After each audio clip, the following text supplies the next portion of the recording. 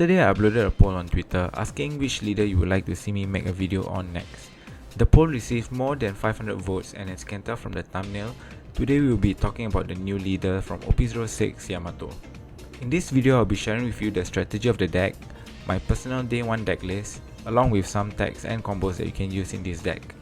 I haven't had enough testings with Yamato, so just to reiterate that the list we will see later on will be a day 1 deck list. Very likely to see changes once OP06 becomes legal and after more testing is done.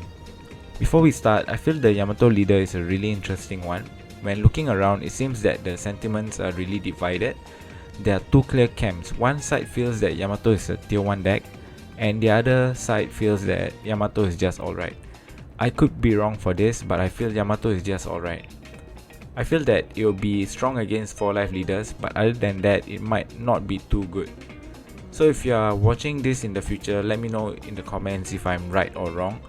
I feel like this deck will receive a lot of hype in the first few weeks of OP06, but it will slowly reduce as weeks go by. So let's talk about the leader. Yamato is a green-yellow Wano country leader with 4 lives, has an inbuilt double attack without any Dawn investments. Her effect is, when your opponent has 3 life or less, you can attach 2 rested Dawns to one of your character. This means that if you are playing against Red Purple Luffy, the effect is immediately live.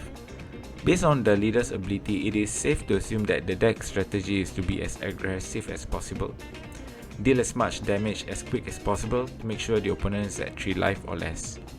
Now moving on to the deck list, I'll have the effects on screen when I'm talking about the newer cards. Firstly, we are playing 4 Momonosuke from OP01. He'll be our main searcher for the deck. By resting itself and paying 1 Dawn, search the top 5 cards for a Wano country card. Next, I'm playing, in my opinion, a really powerful card to come out of yellow, Nami. Although it doesn't have the Wano trait, its effect to give a character or leader banish is really powerful. On top of that, its trigger effect is to KO a 5 cost or lower character. It essentially is a Thunderbolt if triggered. Really strong when the opponent isn't prepared for it. Next is a new yellow staple to come out of OP06, Kozuki Hiyori.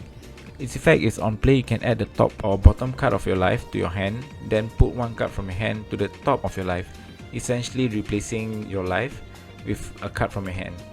This is really powerful because you can play strong triggers, cards like Noah's Ark or Beige, to potentially stop yourself from losing. Hiyori is also a 2k counter, which is why it will most likely be played in every yellow decks. Next, I'm playing 2 Izo, our other 2k counter. It's also good in here if you want to push for game. You can play Izo to rest a 4 cost or lower blocker and attack through. Next is our 2k counter Beige. Not a Wano but has a really strong trigger effect, so we are playing 4 of him. Next is a playset of Charlotte Cracker. We all know what he does. If you have lesser life than the opponent and he has a Dawn attached to it, it gains plus 1k and double attack. Take a look at this combo. You stack Cracker at the top of your life using Hiyori. Then you take the first damage from the opponent and trigger Cracker. The following turn, you play Onami to give Cracker banish and attach a Dawn to it, so it gets double attack. Then you can watch your opponent pick their poison. Either way, their life or hand size is going down that turn. Next, I'm playing 4 Inuarashi.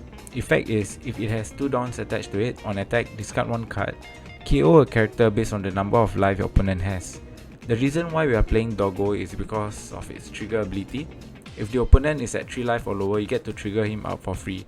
Something that you see a lot with all these yellow Wano country characters. So for easy reference, I'll call this the yellow Wano trigger effect. Following that, I'm using another really strong card for yellow, Kikunojo. Effect is on KO if your opponent is at 3 life or less, heal 1. Really powerful effect. It has the yellow Wano trigger effect. Next card is Nekomamushi. If it has 2 Dawns attached to it, it can attack active characters. Decent effect, being able to attack into the opponent's blockers. Same reason why we are playing Doggo. This kitty cat here has the yellow Wano trigger effect.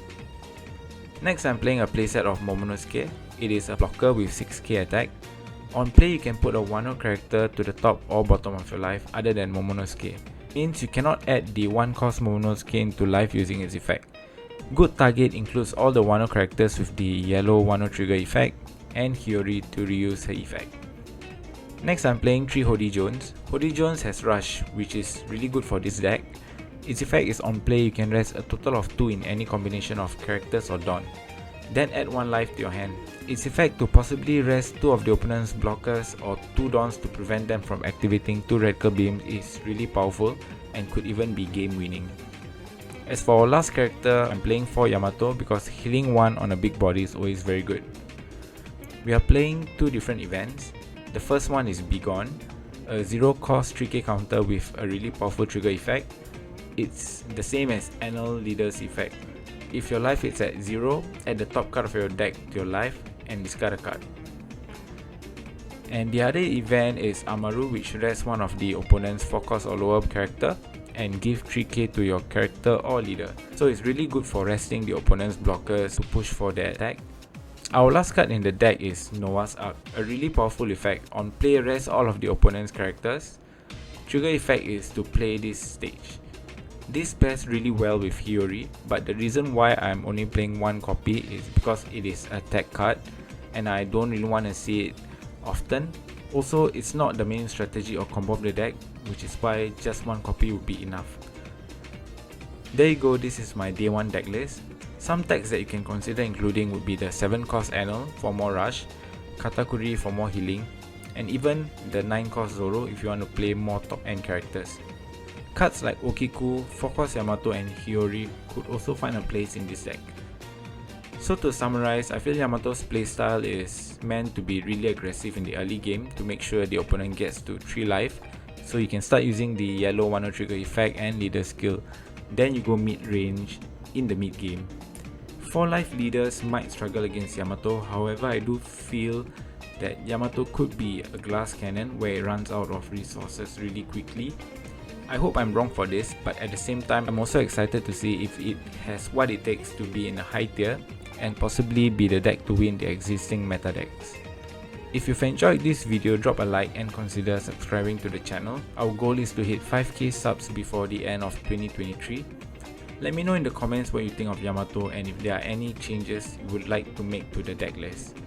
Also follow me on Twitter or X for more One Piece TCG content or to participate in my next poll. As always, thank you for watching. I'll see you in the next one.